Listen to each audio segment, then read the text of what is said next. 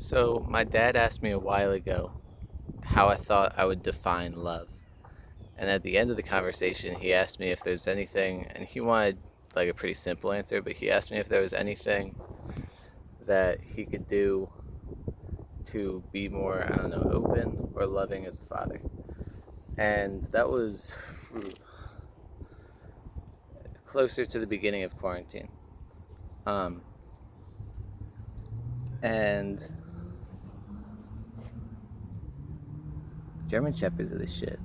I had a shitty German Shepherd that lived across from us when I was a kid that bit me and shit and tried to attack my dog.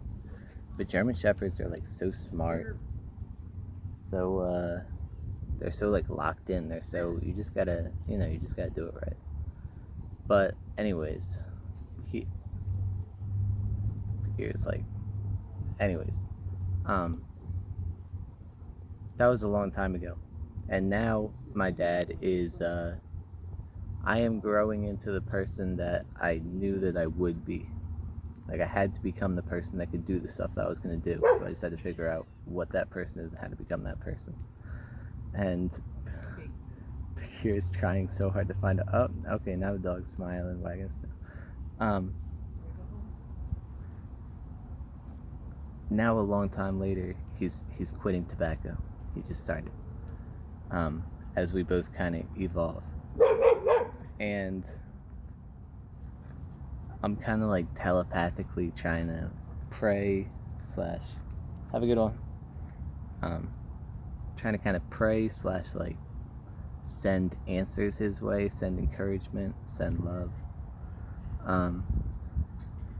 And I was just thinking, like, when it comes to sacrifice, when it comes to something like that, it's very difficult to not be emotionally caught up in your responses to the voices of temptation or the voices of withdrawal, that like negativity that's gonna be present here and there and maybe present for a lot of like the process. It doesn't matter.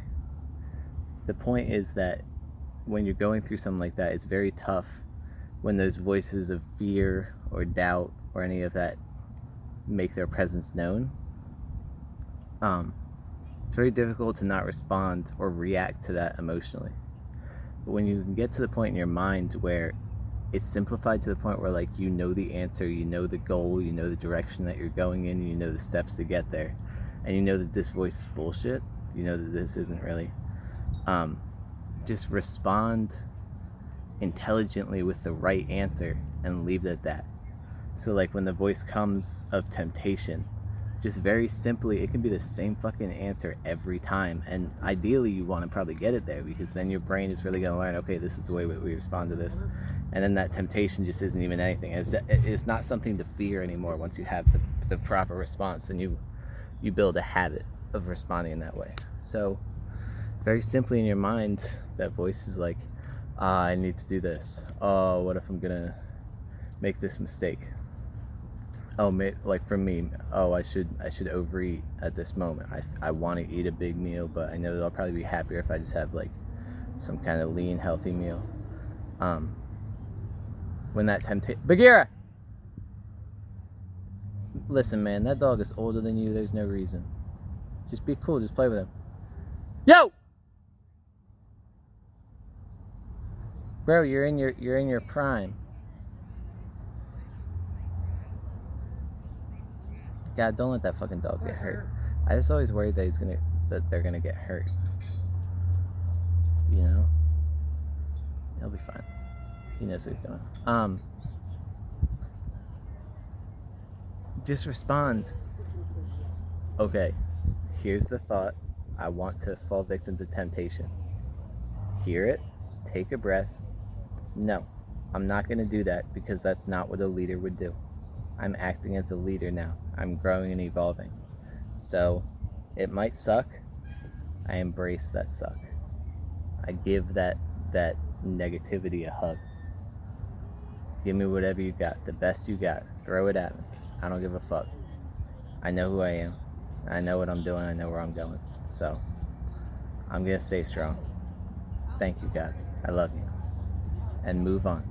that's the first part of manifesting. The second part, the much more I don't want to say important part, but the part where that I think a lot of people are missing, like the secret of manifesting, is as soon as you have that prayer, you have that positivity, you get yourself right, your self-talk is on point, your direction is on point, you know where you're going to go next.